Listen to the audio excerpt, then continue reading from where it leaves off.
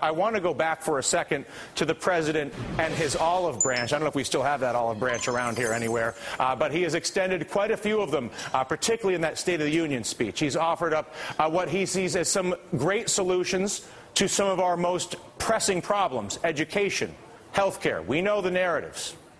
And while the president talks about jobs, rightly so, and stimulus money, and getting our money back from the bankers — there's the olive branch, see, he's extending this — as he has that conversation, and it's compelling, and you want to help him. You want to help him fix the process. You want to figure out a way to get rid of the influence of special interests, whether you're on the left or the right. You know it's hurting our country. But we fear that our president right now is like a man preparing to run a marathon, even with an olive branch, while ignoring the fact that he has a gigantic — I don't have a thorn prop, I'm sorry — a giant thorn in his foot. And the thorn that I'm talking about is the big Tarp lie.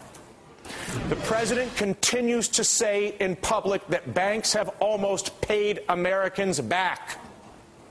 That is a lie. The fact is, the Tarp, which Congress approved, is only 2% of the trillions of dollars and free money being provided to our banks by the Federal Reserve and the Treasury. The American people know this. They know that they are subsidizing our banking sector. And yet, the Tarp lie continues to be spread by our politicians.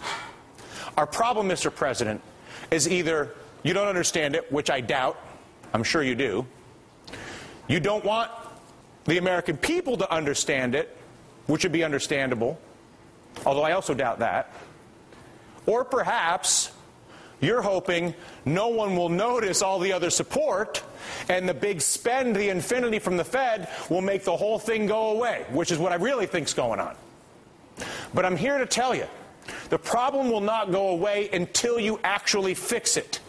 You see, we know, the American people know, that the CEOs of the banks turned into casinos like Goldman Sachs, JP Morgan, Citigroup, and AIG have paid themselves hundreds of billions of dollars building the debt bombs I was just talking about and exploiting the 0% money from the Fed and the free money they get from the Treasury. The rewards for this go to the bankers in the form of compensation, particularly the CEOs, who are the ones that decide how much risk the bank can take. Meanwhile, the risks those banks take, ultimately, the losses on all their gambling, go to us, the people, and are harvested from our labor in the form of our taxes. And worse, the extraordinary returns offered by the bankers' fraudulent practices are like a black hole for America, sucking money that would otherwise be getting invested in our country. But why would I go through the trouble of dealing with the investment when I have a funny money machine legalized by the government over here that's done in secret at the bank? Adding insult to injury, the same giant banks are using the free money access granted to them by our political body to lend to foreign countries that seek to compete with us. The banks do this because it's more profitable for the bank CEOs to lend to them than it is to go to the trouble to lending to America, even if it's coming at America's expense. Why would we, the people, vote for you, the politicians, to do that to us? It's beyond my comprehension, and I suspect almost every other American who understands it. Mr. President, you have an ambitious agenda, which so many of us would happily support. But please, for your own sake, you need to realize that you cannot run a marathon without taking the thorn out of your foot.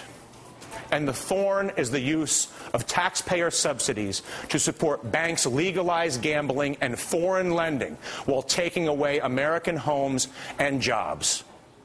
It's still hurting us economically, and if you continue with the Tarp lie, it will continue to hurt you politically.